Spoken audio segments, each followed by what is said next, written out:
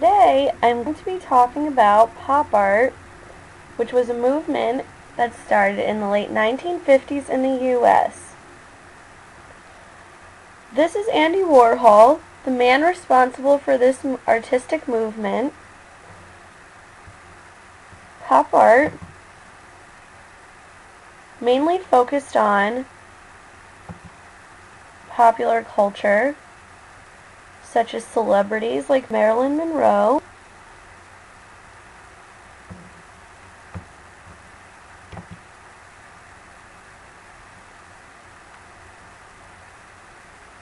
advertisements such as the Campbell's soup can,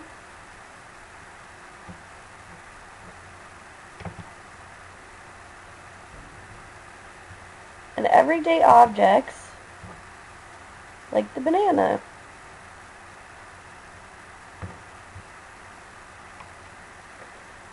Another influential pop artist was Roy Lichtenstein. Roy Lichtenstein's pop art focused on the depiction of comic books. Here are some examples.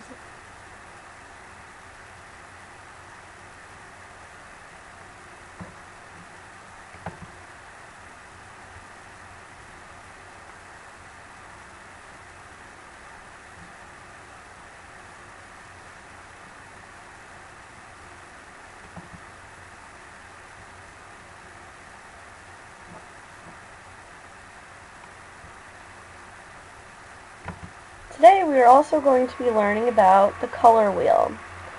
We all know that the primary colors are red, yellow, and blue. The secondary colors are purple, green, and orange. Tertiary colors are a mix of the two colors next to it on the color wheel. So you would take orange and red, and you would get a red-orange.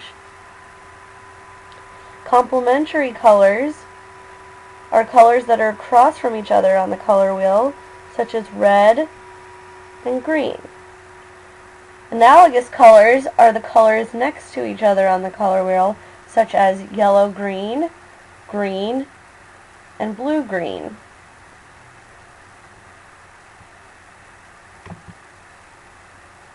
To get tints and shades, which are a variation of the color, to get shades, you add black to a color, and adding black gradually makes it become darker until it is black.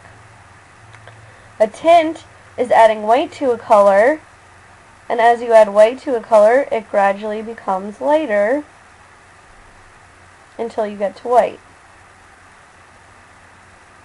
Now, we are going to be selecting a photograph of either a celebrity, an advertisement, or an everyday object in black and white, and we're going to colorize it in the pop art style.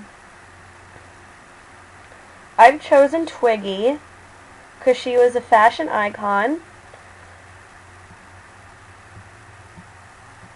And first, we are going to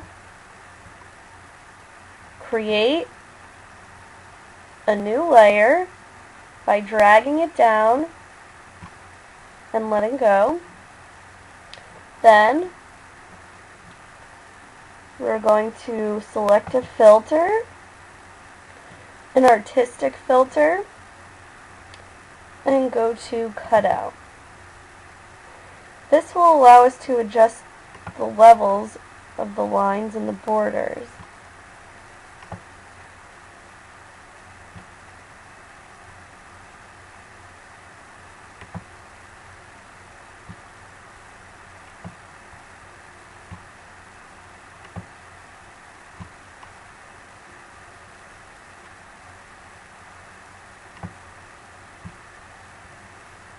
Until you get your desired look.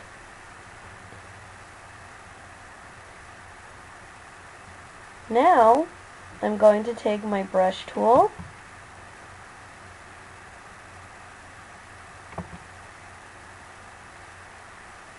These give you other options. Then I'm going to choose a style of brush. And choose a diameter of my brush.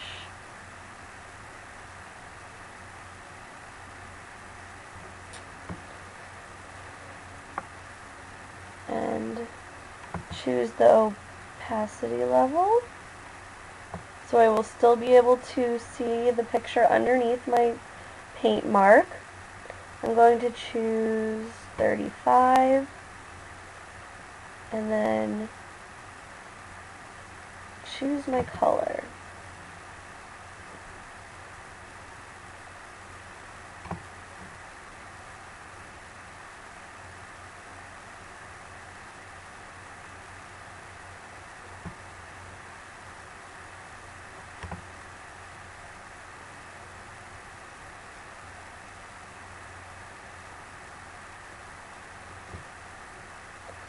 Now, I'm going to choose my fill tool, my bucket tool,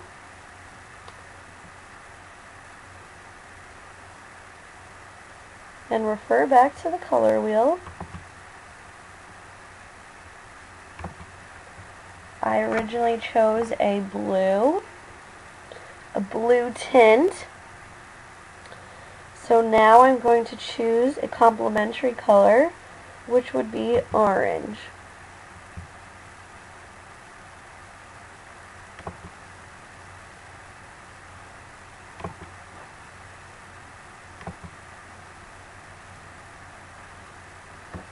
It's a little too dark, so I'm going to step back.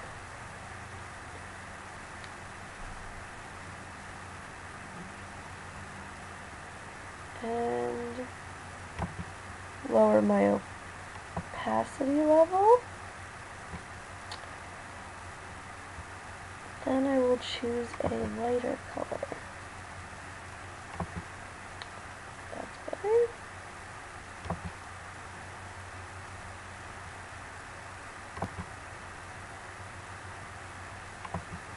Oh, I didn't want that to happen, so I'm going to edit, step back. Now I'm going to select my brush tool once again, so I can colorize the ear. This is a little bit large, so I'm going to lower the diameter and start to colorize.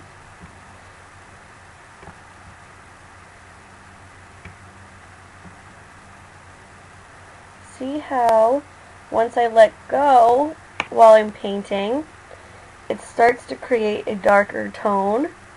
So I didn't want that to happen, so I'm going to step back once again, and once more. I'm going to paint the ear in one fluid motion. Now I'm going to refer back to my color wheel, and I chose orange, so I'm going to pick an analogous color, red.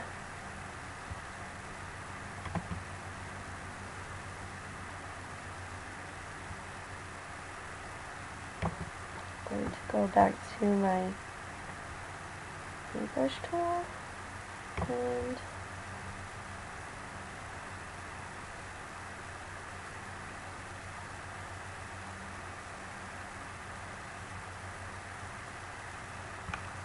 become darker, so I am going to stop and then paint over it again.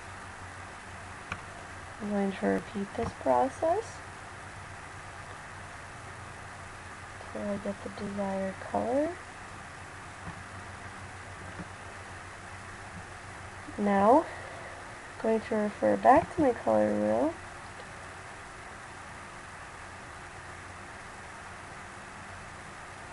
and I'm going to use another analogous color, purple. going to go back to my fill tool, select the color, and fill the background.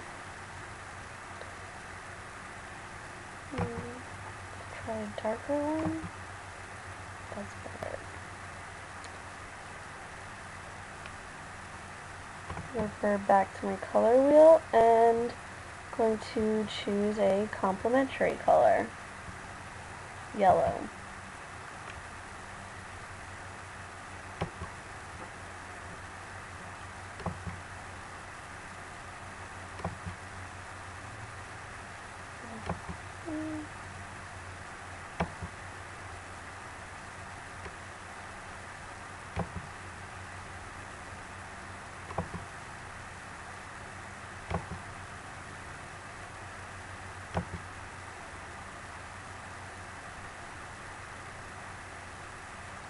Now I'm going to refer back to my color wheel again and choose an analogous color, green.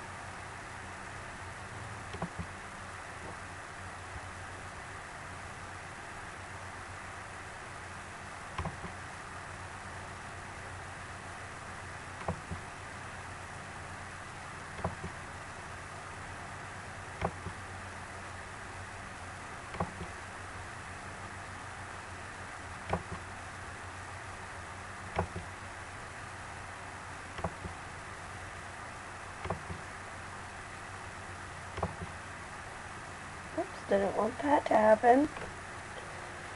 So I'm going to step backwards.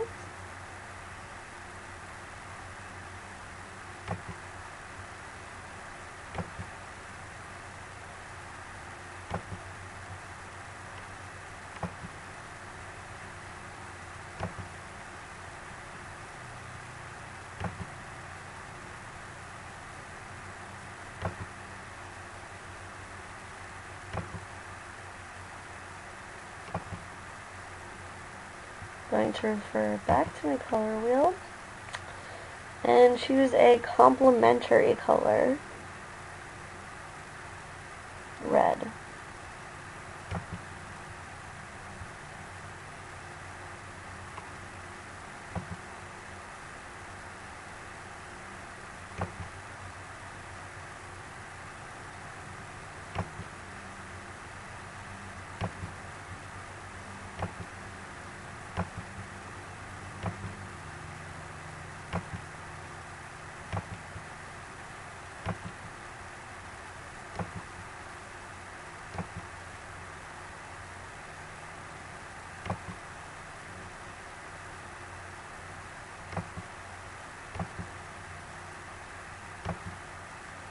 If I fill the first time, it's not the desired color I want. If I click on it again, it becomes darker.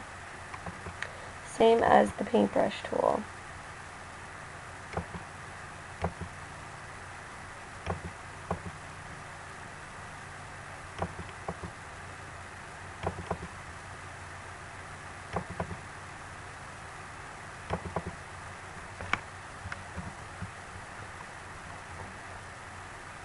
Now, since I zoomed in, you can see closer that it looks very much like a pop art picture.